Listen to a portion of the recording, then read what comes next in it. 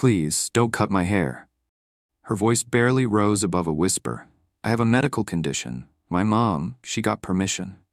The teacher didn't flinch, the nurse didn't stop, and within minutes the clippers buzzed, erasing more than just braids. They stripped a 12-year-old black girl of her dignity, exposing the alopecia she had fought to hide. They thought they were enforcing rules, but what they really did was declare war. Because her mother wasn't just any parent. She was a decorated army major, leading troops in combat zones halfway across the world. And when she received the video from her daughter's best friend, she got on the first military flight home. What happened next would leave a courtroom stunned, a school board dismantled, and a nation watching. This wasn't just about hair. It was about power, pain, and a mother's promise. You do not touch my child and walk away clean. Before we continue, make sure you subscribe. We post inspiring, emotional stories like this every day. And in the comments, tell us where you're tuning in from. Let's get back to it. Miss Taylor, what exactly do you think you're doing? The question came sharp and sudden, cutting through the quiet hum of pencils and paper like a blade. 12-year-old Imani Taylor froze. Her pencil halted mid-curve on the page. She had just been sketching a sparrow in flight, a delicate form with wings spread, rising from what looked like a cage made of vines. It was peaceful, freeing. It had taken her 3 days to get the feathers right. Now it felt like the entire room had turned to ice. She didn't look up. Just finishing my notes, Miss Brandt, she answered softly. Footsteps approached, fast, measured. Then the shadow fell over her desk. Evelyn Brandt, tall and taut at the edges, stood towering over Imani like a sentry. The 47-year-old veteran teacher had taught 7th grade for more than 2 decades, and if there was one thing she believed in more than Shakespeare and long division, it was discipline. Especially for students who needed structure. She plucked the sketchbook from Imani's desk without asking. Her manicured fingers flipped through the pages, her expression curdling with every stroke of charcoal and ink. This is not algebra, Ms. Brandt said, lifting the journal for the class to see. Laughter didn't follow, only silence. This is why your grades are slipping, Imani. Too busy playing artist to focus in class. They weren't slipping. Imani was at the top of her class, an honor student. Every teacher knew it, but she didn't correct her. She never did. Her eyes stayed low, trained on the blank surface of her desk. The braids that framed her face, long and elegant, shifted slightly over her cheeks, her shield. Brandt's gaze traveled to those braids. She stared with something that looked far too much like disgust. And these? She said, tapping one of the extensions with the tip of her finger. So elaborate, so showy. Don't you think that's a bit much for school? A few students fidgeted uncomfortably in their chairs. Some glanced at each other. No one said a word. From across the room, Zoe Carter, Imani's best friend since kindergarten, shot her a look of alarm. Zoe knew. Everyone close to Imani knew. The braids weren't vanity. They weren't for style. They were armor. They concealed the alopecia that had plagued her since she was 9, patches of bare scalp that came and went like cruel seasons. Her mother, Major Camille Taylor, had spent hours learning to braid them herself, even while deployed, even when Wi-Fi was scarce. Even from overseas, she had made sure her daughter felt safe in her own skin. Imani didn't cry. Not yet. She simply waited. The intercom crackled, saving her. Principal Reed's voice, always tired and vaguely annoyed, filled the room. This is a reminder that starting today, all students must comply with the updated dress code and appearance policies. Violators will face appropriate consequences. Thank you. Ms. Brandt smiled. Well, how convenient, she said, tossing the sketchbook back on Imani's desk. Stand up, Miss Taylor. Imani hesitated, then rose. Front of the class, Ms. Brandt ordered, motioning her forward like a defendant on trial.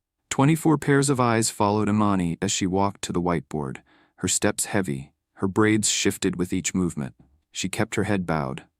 Class, Brandt said, now circling her. This is a textbook example of a dress code violation. The policy clearly states that hairstyles must be neat and conservative. These extensions are excessive and distracting. Imani opened her mouth. Her voice barely emerged. Miss Brandt, I have a medical. Speak up, the teacher interrupted. If you've got something to say, we'd all like to hear it. Her voice trembled. I have a medical condition. My mom got permission from the school. Brandt's smile vanished. Oh, a medical condition now? That's a new one. A condition that requires fancy braids? Please. Let this be a lesson. Students will say anything to get around the rules. No one laughed. Even the usual whisperers and smirkers kept their heads down. Something felt off. Something felt wrong. You have two options, Brant said. Remove the extensions now, or go home. Tears welled in Imani's eyes. Please, I can't. My mom isn't here, Brant snapped, and I doubt she'd approve of you lying to a teacher. Let's go. We'll sort this out with the nurse. She grabbed Imani by the wrist, not violently but with enough pressure to communicate control. Zoe, hands shaking under her desk, reached into her bag and hit record on her phone. They walked the hallway in silence, passing glass doors and curious stares. Imani's arm burned where Brant held her. Her feet felt far away. Her head rang with static. In the nurse's office, Ms. Brant addressed the woman behind the desk. Miss Harris, she said flatly, we have a dress code violation. Hair, extensions. She says there's a medical exemption. The nurse, a quiet woman in her 50s with kind eyes, turned from her computer. Is that true, Imani? I have alopecia, she whispered. My mom filed paperwork. Please check. Miss Harris nodded, moving to the filing cabinet. No need, Brant interrupted. I already looked this morning. There's a basic form, but nothing about hair exemptions. This was a lie. But Imani didn't have the strength to fight it, not after everything. My mom talked to Principal Reeds, she said. Please call her. She's deployed, Brant said, voice syrupy now. Look, I know this is hard, but rules are rules. We need to remove the extensions. For cleanliness, for equality. The nurse hesitated. Shouldn't we call her father? I have parental permission on file. Brant lied again, tone crisp. This is school policy. We're authorized to enforce it. Still uncertain, Nurse Harris looked between the two. I suppose if there's permission? There is, Brant said quickly. Do you have clippers?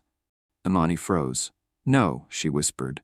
Please, you don't understand. But Miss Brant was already guiding her to the examination chair. The clippers buzzed like a hornet's nest as the nurse handed them over, still visibly uneasy. This is for your own good, Brant said, voice faux gentle. Everyone follows the same rules here. The first braid fell, then the next, then the next. Each one sliced away a piece of Imani's safety, her identity, her breath. She wept silently. Her head now revealed bare patches, some smooth, some raw. But Brant didn't stop. The clippers kept buzzing, hungry, methodical, brutal. When she finally turned the machine off, there was nothing left. Now you're in compliance, Brant said cheerfully. I'm so sorry, whispered Nurse Harris, barely able to look at Imani. The girl sat frozen, wrapped in silence, eyes locked on her reflection in the wall mirror. She looked like a stranger, bald, vulnerable, hollow. The clippers on the counter still hummed in her ears, even though they were off. I didn't realize she would, the nurse faltered, unable to finish the sentence. I want my mom, Imani whispered. The nurse nodded quickly. I'll call your father. Just wait here. As the nurse stepped out, the door slowly opened again. Zoe's wide, tearful eyes peeked in. Without a word, she rushed to Imani's side and knelt beside her, gently removing her hoodie and placing it over Imani's head. I recorded everything, she said quietly, fiercely. My sister's in college. She's going to help. That woman is not getting away with this. Imani didn't respond. She just stared straight ahead, hoodie draped low, hands curled in her lap. That night, as the sun dipped behind the trees outside the Taylor family home, Marcus Taylor paced the living room floor, phone glued to his ear. A former Army sergeant turned logistics coordinator, Marcus had always been a grounded man. But tonight, his hands trembled. Camille, please, call me, he said into the voicemail. It's Imani. Something happened, something bad. I need you. He hung up, rubbed his face, and looked toward the stairs. She hadn't spoken a word since he picked her up from school. Just climbed into the car and pulled Zoe's hoodie over her head. When he tucked her in, she didn't even flinch. Her head, completely bare, seemed too delicate, too exposed. He clenched his fists. He wanted to scream, wanted to return to that school and tear the walls down. But his daughter needed safety, peace, stability. So he simply placed a dinner plate at her door. I love you, baby girl, he whispered. We're gonna fix this. Meanwhile, in a tiny apartment across town, Zoe and her older sister Tiana were hunched over a laptop. This is going viral, Tiana said, clicking refresh. The 12-second clip Zoe had captured, Imani being dragged into the hallway, fear etched across her face, was spreading fast. Already over 20,000 views, outrage pouring in from every corner of social media. This is abuse. She's a child with a medical condition. Name that teacher. We want accountability. The school, Meadow Academy, released a short, sterile statement that evening. We are aware of a disciplinary misunderstanding involving a student and a staff member. The teacher in question has been suspended for 1 day pending review. Due to student privacy laws, we cannot comment further. No mention of the shaving, no mention of Imani's medical history, no mention of the trauma that left a child nearly mute. Far across the ocean, inside a secure base overseas, Major Camille Taylor's encrypted phone pinged. She stepped into a briefing room to check the incoming video. Tiana had sent it with a simple message: "You need to see this. It's your daughter." Camille tapped play, and the world, her world, slowed to a stillness she hadn't felt in years. There was Imani, being pulled by the arm, her face blank, her braids heavy and perfect and beautiful, for the last time. She pressed the phone to her chest. Her breath came short and sharp. Her composure, the unshakable kind that had earned her promotions, medals, and command over battalions, fractured like glass under pressure. They had touched her daughter. They had humiliated her baby girl. And now they were going to learn what happened when you cornered a mother who led soldiers into combat. Within 15 minutes, Camille was standing in front of her commanding officer's door. "I'm requesting emergency family leave," she said, voice clear and unyielding. By the next morning, she was on a military transport headed back to Charlotte. Her uniform pressed, her cap polished, her fury contained, but not for long. The afternoon sun cast long golden streaks across the parking lot of Meadow Academy as the black government-issued SUV came to a full stop in the visitor space. Major Camille Taylor stepped out, still in uniform, her boots polished, her medals gleaming faintly in the light, and her stare harder than steel. She hadn't slept in over 20 hours, hadn't eaten more than a protein bar, but adrenaline was a fuel far more potent than rest. From the passenger seat, Marcus placed a steadying hand on her wrist. "Remember what we talked about," he said quietly. "These people, they're not worth your career." Camille's eyes didn't waver. "This isn't about my career," she replied. "This is about Imani," and she shut the door behind her. Each step she took toward the school's front entrance echoed through the hallways like drumbeats. Teachers paused. Students stopped mid-conversation. Lockers that had clanged moments earlier went silent. She didn't need to say a word. The uniform said it for her. This was war. The teacher's lounge door was slightly ajar. Inside, a few staff members stood clustered around the coffee machine. Among them, Miss Evelyn Brandt, her graying blonde hair pulled into the same tight knot she always wore, her expression relaxed, unaware of what was coming. Camille stepped through the door. Every conversation died instantly. Miss Brandt turned, coffee cup in hand. She nearly dropped it. "Major Taylor," she stammered. "I didn't realize you were back from deployment." "Clearly," Camille said, her voice level and razor thin, "and yet you seem to know my daughter rather intimately." The other teachers suddenly remembered they had somewhere else to be. Within seconds, the lounge was empty, just the two of them. Brandt straightened, trying to recover. "I was simply enforcing the school's appearance policy. If you had been more present—" "Don't," Camille cut in. "Don't you dare make this about a dress code, or my deployment." She took a step closer. "Let's drop the act. I know who you are, Evelyn. I recognized your name the moment I heard it." Miss Brandt's complexion drained to white. "Fort Jackson. 8 years ago, you were in my command unit. You didn't make it through basic training if I remember correctly." Brandt said nothing. 3 failed physicals, 2 counts of insubordination, 1 official reprimand for filing false accusations against fellow soldiers, black soldiers. Her voice dropped to a whisper. "You said then you'd make us pay, that someday the tables would turn." Miss Brandt set her coffee cup down with a trembling hand. "You can't prove any of that." "I don't need to prove it," Camille replied. "I lived it, and now so has my daughter." She leaned in. Her voice was cold, her words carved from stone. "This isn't over, Evelyn, not even close. You picked the wrong little girl to destroy, and if you ever come near her again—" Camille straightened her posture. Her tone didn't rise, but the temperature in the room dropped 10 degrees. "You'll find out why they used to call me the Hammer."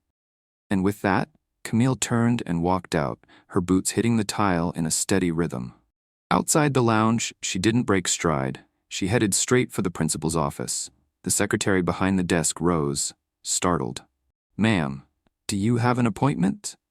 "He'll see me?" Camille didn't wait for permission. She pushed open the door to Principal Alan Reed's office and stepped inside. Reeds looked up from his computer, irritation on his face, until he saw the uniform, the ribbons, the woman behind them. "Major Taylor," he said quickly, standing. Sit down," he obeyed. She placed a folder on his desk. The cover was stamped with military precision. Incident report. Taylor assault, negligence, civil rights violation. "What's this?" he asked cautiously. "This," Camille said, "is what it looks like when someone actually handles a situation." Inside were printed screenshots of emails, a copy of Imani's medical exemption, and a photo of her formal complaint, the one Ms. Brandt claimed didn't exist. The one that had "no action required," scribbled across it in red ink. Reed's face twitched. "Ms. Brandt has been disciplined," he said. "One day? Discipline?" Camille snapped. "That's a vacation." She leaned forward. "She laid hands on my daughter, lied to your staff, violated a known medical condition, ignored documentation, humiliated a child, and you issued a one-day timeout?" Reeds tried to regain ground. "Now let's not get ahead of ourselves." Camille wasn't done. "Also in that folder, evidence that Miss Brandt has a documented history of racially motivated complaints from her previous job. There are more coming forward now. Former students, staff, even parents." She stood tall, and you knew. The color drained from Reed's face. "This doesn't end in your office, Mr. Reeds. It ends in court. Or on the front page. You choose." Outside the school, as Camille exited the building, the winds had changed. Teachers whispered her name behind doors. Students peeked through windows. And in one third-floor classroom, Mr. DeWitt, the school's art teacher and one of Imani's few true allies, closed his laptop and stood. He had just watched the video. He had just read the statement from the school. And he was done being silent. The morning after Camille Taylor stormed the halls of Meadow Academy, the school felt like a shaken hive. Teachers exchanged glances in break rooms. Students passed phones back and forth under desks. The video of Imani being pulled into the hallway, her face stricken, her braids moments from being shaved, had passed from private message threads into public outrage. "Justice for Imani, Black girls deserve dignity, fire Ms. Brandt."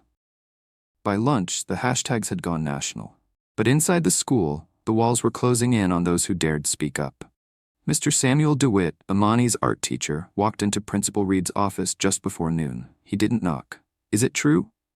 he asked without preamble. Reeds looked up slowly, steepling his fingers. "Mr. DeWitt, did Evelyn Brandt really shave Imani Taylor's head?" Reeds exhaled through his nose. "You know I can't discuss disciplinary matters." "This isn't a matter of policy," DeWitt snapped. "It's a matter of basic humanity." Reed stood now, his voice sharpening. "You need to be careful, Sam. Your contract is up for renewal this year." "You're threatening me now?" "I'm reminding you," Reeds replied coldly, "that the school must present a unified message. Publicly undermining your colleagues is not that." DeWitt shook his head in disbelief. "A child was traumatized, and all you're worried about is optics." He turned and walked out, fuming. That evening, Marcus found an unmarked envelope slipped beneath their front door. Inside was a single piece of paper. Unsigned. Handwritten. "Check the nurses' files. They know what happened." He read it twice, then a third time, heart pounding. Someone inside the school was trying to help. While Marcus held that note in his shaking hands, Camille was in the dining room surrounded by documents, emails, and legal folders. She had already begun filing formal complaints. State Board of Education, Office for Civil Rights, Department of Education's Civil Rights Division. Each form filled out with military precision. Every date cross-checked. Every witness named. When Marcus showed her the letter, she said only one thing: "We go tonight." Later that night, under cover of darkness, Marcus returned to Meadow Ridge. Waiting by the side entrance was Frank Ellis, the school janitor, a tall, soft-spoken black man in his 60s. "My daughter had Brandt years ago," he said simply. "I've seen what she's capable of." He handed Marcus a key. "Nurse's office, third drawer, cabinet labeled medical alerts." Marcus squeezed his hand. "Thank you." "Some things," Frank said, "are more important than a job." Inside the school, Marcus moved quickly. The hallways were cold and hollow, the floor wax gleaming under his flashlight. In the nurse's file cabinet, it took 15 minutes to find it. A signed complaint form. From Imani, 2 weeks before the incident. In it, Imani had described how Ms. Brandt repeatedly criticized her hair, calling it unprofessional and distracting. The form had been marked in red ink, no action required. At the bottom, Principal Alan Reed's signature. Marcus took a photo with shaking hands and slipped the document back. They had known, they had been warned, and they had done nothing. The next morning, Camille sat beside Marcus at the kitchen table, reviewing the photos. They ignored her, Marcus said quietly, his jaw tight. Camille's face remained expressionless, but her eyes burned with something far deeper than rage. They're going to regret that, she said. Meanwhile, across the city, Mr. DeWitt walked back into his art room after lunch to find a letter taped to the whiteboard. You're being placed on administrative leave, effective immediately. The stated reason? Disrupting the educational environment. The real reason? He had spoken the truth, but the silence the school tried to impose was cracking. Zoe's sister Tiana, now a junior at a nearby college, had connected Camille with a powerful ally. Lucia Moreno, a top civil rights attorney and the daughter of Japanese-American internment camp survivors. With a decade of wins against school districts and police departments, she reviewed Camille's files and said only one thing: you don't just have a complaint, you have a case. Lucia agreed to take it. She began assembling a lawsuit that would name Miss Evelyn Brandt, Principal Alan Reeds, and the Meadow Ridge School District. The charges? Assault, negligence, emotional distress, civil rights violations. Outside the school, a crowd of parents and community members began gathering with handmade signs. Protect Black girls, accountability now, dignity isn't optional. And at the front of the line stood Zoe, holding Imani's hand, hoodie still pulled low over her bald head. They didn't speak. They didn't need to. Their presence said everything.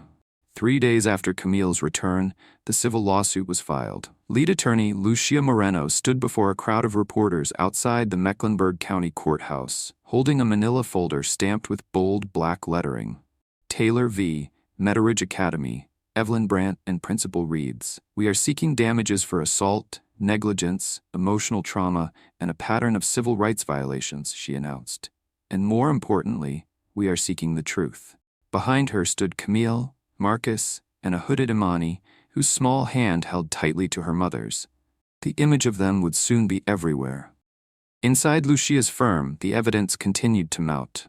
The deleted surveillance footage from the nurse's office, the medical exemption paperwork Camille had submitted months prior, the formal complaint Imani had written, signed, and submitted, ignored, the handwritten note from a whistleblower, and the phone video Zoe had taken, which now had over 1.4 million views. But perhaps the most damning piece came that same evening, via email. The sender, Jared Lynn, Meadow Ridge's IT technician. I was told to delete all footage from the nurse's office the morning after the incident, but I made a private backup first. I'm willing to testify. Attached was a clip, low resolution, no audio, but crystal clear in its message. A scared child in a chair. A teacher holding clippers, a nurse looking away, and braids falling, one by one. Meanwhile, Camille was upstairs. She knocked softly on Imani's bedroom door. No answer. Inside, the room was dim, the blinds half drawn. Imani sat cross-legged on the floor, a sketchbook resting on her knees, a pencil in her hand. For the first time in days, she was drawing. Camille stepped closer. On the page was a tree. Leafless, branches twisting upward like questions. Around the trunk were scattered leaves, burnt red, dull orange, faded gold. But in the corner of the soil was a single green sprout. Camille didn't speak. Her breath hitched, her eyes welled. You're healing, she whispered, one leaf at a time. Imani didn't look up, but she nodded. It was the first response she had given in days. Across town, the walls were closing in on Evelyn Brandt. Former students were coming forward, dozens of them. Tasha Williams, a senior at Howard University, posted a video confession. She told me my braids were unprofessional, said I'd never get a job looking like that. And when I argued back, she pulled scissors out of her drawer and cut one off. I was 14. The clip went viral in under 6 hours. Others followed. She made me wash my face in front of the whole class because my makeup was too urban. She refused to call me by my name all year, just called me girl. She said my natural hair was a distraction. A pattern emerged, not an isolated incident. A systemic abuse of power. Inside the district headquarters, the board held an emergency session. Camille and Lucia had filed a request for immediate disciplinary hearings. But behind the scenes, the school's legal counsel was preparing a different strategy. Contain, delay, deny. But the community was growing louder. By the end of the week, a petition to fire Miss Brandt had gained over 200,000 signatures, and Meadowridge Academy became the center of a national reckoning. That weekend, something unexpected happened. A local gallery owner, Danielle Foster, reached out to Camille after seeing one of Imani's sketches online. I run a program for young artists who've experienced trauma, she explained. I'd like to showcase Imani's work anonymously, if she prefers. Art speaks when words fail. Camille showed the message to Imani, who simply said, "Okay." The show, titled Canvas of Courage, opened quietly in a community art center. Imani's pieces, 15 in total, told her story in chronological order. 1. A sparrow in flight. 2. A girl with braids staring at a cracked mirror. 3. A chair with clippers hanging above it like a guillotine. 4. A mother in uniform holding her child. 5. A courtroom with no faces, just shadows and voices. 6. A single tree with scattered leaves. 7. A girl, bald, eyes closed but peaceful. They weren't just drawings, they were testimony. By the next day, every piece had sold. The gallery raised over $80,000, enough to launch a nonprofit therapy program in Imani's name. Imani never attended the show. But Zoe did. So did Tiana. So did every parent in their neighborhood, and every person who walked those gallery walls left changed. It was a gray-skied Monday morning when the Taylor v. Meadowridge Academy case officially opened in Mecklenburg County Court. Outside, cameras flashed. Protesters stood shoulder to shoulder holding signs. Reporters jostled for space under makeshift tents. Inside, every seat was taken. Family, former students, educators, and strangers drawn to the story of a girl whose silence had moved the nation. Imani Taylor, now seated between her parents, wore a deep blue head wrap, her eyes calm but alert. Her fingers clutched a small notebook in her lap, not for sketching, but for strength. Inside it were messages of encouragement from her art teacher, Zoe, and her mother. At the other end of the courtroom, Evelyn Brandt sat next to her defense attorney, Lawrence Whitfield, wearing a modest gray blazer and a faint expression of resignation. The crisp, cocky woman who once humiliated a child now looked small. Judge Althea Carson, a no-nonsense black woman in her 60s with a reputation for fairness and steel, took her seat. "This courtroom will not be a circus," she said before opening arguments began. "This case concerns the dignity of a child. We will proceed with precision and with respect." Attorney Lucia Moreno rose for the plaintiffs. "This is not just a story about a haircut," she began. "It is about a pattern of abuse, an institution's failure, and a child whose body was policed in the very place that should have protected her." She laid out the facts: Imani's medical condition, the exemption filed and ignored, the teacher's previous conduct, the deleted footage, the trauma that followed. "This was not policy enforcement," Lucia said. "This was personal punishment rooted in power and prejudice." Then came Whitfield's defense. Miss Brandt was enforcing a clearly stated dress code, he claimed. There was no documented exemption. There was no intent to harm. He spoke of order, of discipline, of gray areas, and miscommunication. But the jury didn't seem to buy it. Not after Lucia stood again and said, "If this was a gray area, why was the footage deleted?" The first witnesses began to testify. Patricia Harris, the nurse, admitted tearfully, "I didn't verify the paperwork. I just trusted what Ms. Brandt said. It's the biggest regret of my career." Jared Lynn, the IT technician, revealed, "Principal Reeds told me to delete the video. I lied and backed it up. I couldn't live with myself otherwise." Then came the video. Muted, grainy, unflinching, Imani. The chair, the clippers, the stillness, the compliance. The courtroom was silent. Several jurors wiped their eyes. Even Judge Carson took a long breath. Lucia brought forward testimony from former students. Tasha Williams, who told how Brandt once cut her braid. Devin Charles, who said she made him sit in the hallway because his hair was too wild for learning. Amara King, who shared how Brandt refused to call her by her name for an entire year. Each story echoed the next. Each tone carried a shared wound, power, prejudice. Then came Imani's turn. Judge Carson ordered a screen placed between her and Brandt. Lucia gently approached. Imani, she said softly, do you feel ready? The girl nodded. Her voice, when it came, was barely above a whisper. I finished my math. I was drawing. She said my hair was too much. I told her about my alopecia. She didn't care. Lucia stepped closer. What happened next? She took me to the nurse. She lied. She said she had permission. I begged her not to. I said please. She shaved it all. Imani paused, tears brimming but not falling. I stopped talking after that because no one was listening. There was not a single dry eye in the courtroom. Not even Whitfield dared cross-examine her. Back in the hallway, as Imani and Camille stepped into the light for air, reporters respectfully kept their distance. But one whispered to another, she just won the jury. That night, as Camille tucked Imani into bed, the little girl looked up and spoke 6 soft words. Don't let them win, Mom. Camille kissed her forehead. I won't, baby. Not now. Not ever.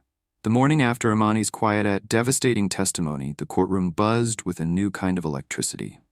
Word had spread. The child they tried to silence had spoken, and now the nation was listening. More networks sent crews. More protesters gathered outside the courthouse. By the time Judge Carson entered the bench, Imani Speaks had trended in all 50 states. But the court wasn't done. Not yet. Lucia Moreno called her next surprise witness, Colonel James Stratton. Silver-haired and respected, Stratton had once commanded the unit where both Major Camille Taylor and Evelyn Brandt had briefly served. He took the stand in full uniform. The courtroom stilled. Colonel Stratton, Lucia began, did you have occasion to evaluate Ms. Brandt during her time in the military? Yes, he said without hesitation. She was a substandard candidate, failed basic readiness tests, disregarded orders, filed repeated claims of reverse discrimination, all found meritless. Did she ever speak of Lieutenant Camille Taylor? His gaze sharpened. After her discharge, she told others that women like Taylor will get what's coming to them someday. Gasps rippled across the courtroom. Lucia let the silence hang, then added, do you believe Miss Brandt's actions toward Imani were personal? Yes, he said. It was targeted, calculated, and rooted in resentment. When Evelyn Brandt took the stand later that day, her performance faltered. Whitfield had clearly prepped her. She looked demure, remorseful. But under Lucia's cross-examination, the mask cracked. Lucia pulled up a group chat message from Brandt to another teacher, dated the morning of the incident. That Taylor girl is testing me again. I'm about to teach her a lesson she'll never forget. Is that your message? Lucia asked. Brandt's lips tightened. I don't recall. Would you like to see the screenshot? No answer. Is it true, Lucia continued, that you knew Imani's mother before she enrolled her child here? Pause. Yes, Brandt admitted. Is it true you were discharged under Lieutenant Taylor's command? I didn't agree with her methods. Is it true you once said people like her, black women, were handed promotions they didn't earn? Objection. Overruled. Brandt's silence said more than denial ever could. That night, a leak hit the news cycle. A recording, anonymous, captured 3 Meadow Ridge School Board members in a private meeting. We can't let this kid's lawsuit tank the whole district, said one. Brandt's got friends in high places, said another. Reeds did what we told him. We protect our own. The clip aired on national television. By morning, all 3 board members had resigned. Meanwhile, Mr. DeWitt, the art teacher suspended for speaking out, held a press conference outside the courthouse. He stood in front of a crowd of students, parents, and reporters and spoke through a shaky mic. I failed Imani Taylor. I saw the signs. I saw her drawings change, and I stayed quiet. He paused. But I will not stay quiet another day. Not for tenure. Not for comfort. Not for fear. Standing beside him, Camille placed a hand on his shoulder. That evening, Camille appeared on national television in a rare live interview. Dressed in civilian clothes, she spoke calmly, clearly. Let's be clear, she said. This was not a misunderstanding. This was a violation of policy, of privacy, of dignity. She leaned slightly forward, her eyes hard. If the system won't protect our children, then we will dismantle that system and rebuild it ourselves. The clip was watched over 3 million times in 24 hours. In the middle of the night, while Camille and Marcus reviewed new subpoenas, a text came in from an unknown number. It simply read, "Back off, or you'll regret the bench." Camille stared at it, then forwarded it to their legal team. They're not afraid of the lawsuit, she said. Marcus frowned. Then what? They're afraid of what comes after. Days before the final verdict, the air outside the courthouse thickened, not with fog, but tension. Armed with evidence, Camille and Lucia pushed forward. But threats lingered in the shadows. Another anonymous envelope, a warning slipped beneath their windshield. A deleted voicemail that ended with, "Stay quiet, or the girl loses more than hair." Camille, ever the soldier, didn't flinch. "I've faced foreign insurgents with less cowardice," she muttered to Marcus. But this was personal. This was about Imani. Imani, meanwhile, had retreated deeper into her art, but not into silence. With her head wrap pulled tight and her sleeves streaked with pastels, she began working on a new series. One evening, Camille passed by her door and paused. Inside, Imani stood before an easel, her small hand brushing color into place with practiced calm. On the canvas, a single desk engulfed in flames. At its center sat a girl, bald, still, and utterly serene. Danielle Foster, the gallery owner who had hosted Canvas of Courage, called later that week. "Imani's work has sparked something," she said. That something was a ripple, then a wave. Art therapy programs in 3 states reached out for prints. Civil rights groups purchased her originals for exhibits. A publisher offered to create a children's book titled Stronger Than Scissors. Camille showed Imani the emails. The girl simply smiled, faint but proud. "They tried to cut me down," she said, "but I'm still growing." Meanwhile, across Charlotte, Principal Reeds met quietly with district lawyers. He saw the writing on the wall. Brandt's history exposed. Board members resigning, witnesses flipping. The district hemorrhaging public trust. He offered to resign in exchange for indemnity, but Lucia refused. "This isn't about removing you," she told the press. "It's about making sure no one like you is ever in that position again." That same week, the courtroom heard from Alex Lynn, the IT tech who had saved the security footage. He confirmed that Principal Reeds directly ordered the deletion. The excuse? Protecting student privacy. But when asked why he saved the backup anyway, Alex looked toward Imani and said, "Because when someone shaves a child's head, you don't hide that. You show it. So the world knows what cruelty looks like and what courage looks like too." Inside the courtroom, the pressure peaked when Lucia called one final witness, Camille Taylor. The courtroom hushed as she took the stand in uniform. Lucia asked her just one question. "What do you want the jury and this country to understand about what happened to your daughter?" Camille didn't blink. That her hair wasn't the only thing stripped from her that day.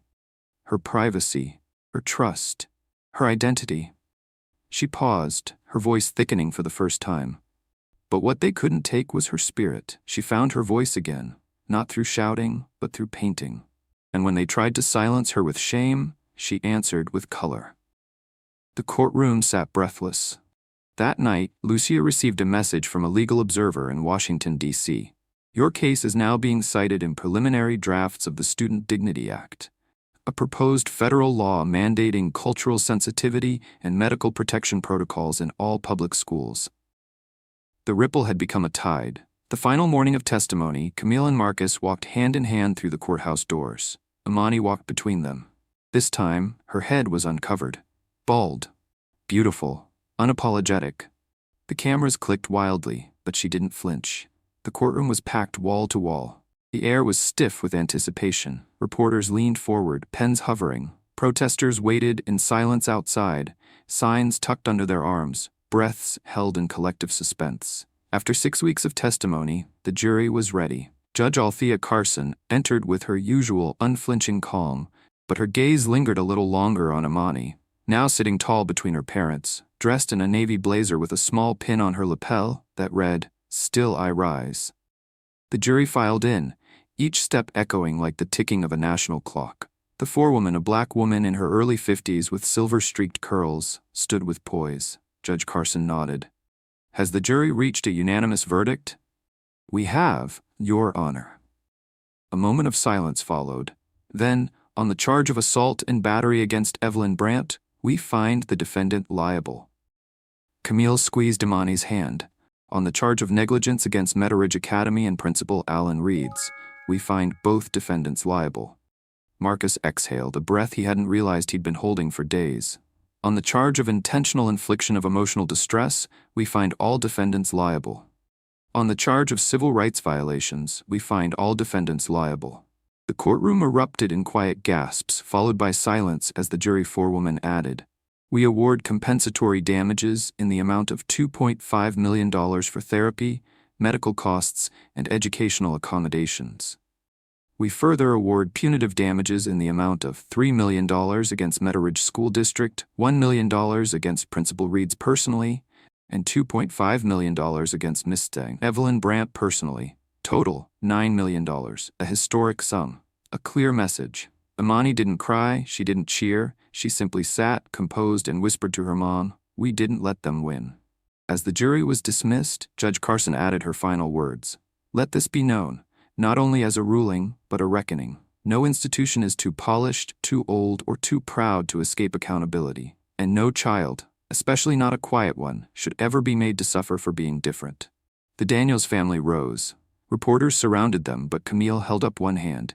"Imani has something to say." Cameras snapped. Microphones leaned in. Imani stepped forward. She didn't shout. She just spoke clearly. "They tried to erase me, but I redrew myself, and I'm not going anywhere." Outside, crowds cheered. People wept, strangers hugged. Former students of Brandt clapped as Imani passed. Inside, Ms. Brandt sat frozen. Her lawyer slumped beside her, realizing his carefully spun defense had unraveled in real time. She never spoke a word. She just watched Imani walk past her, and for the first time, Imani didn't look away.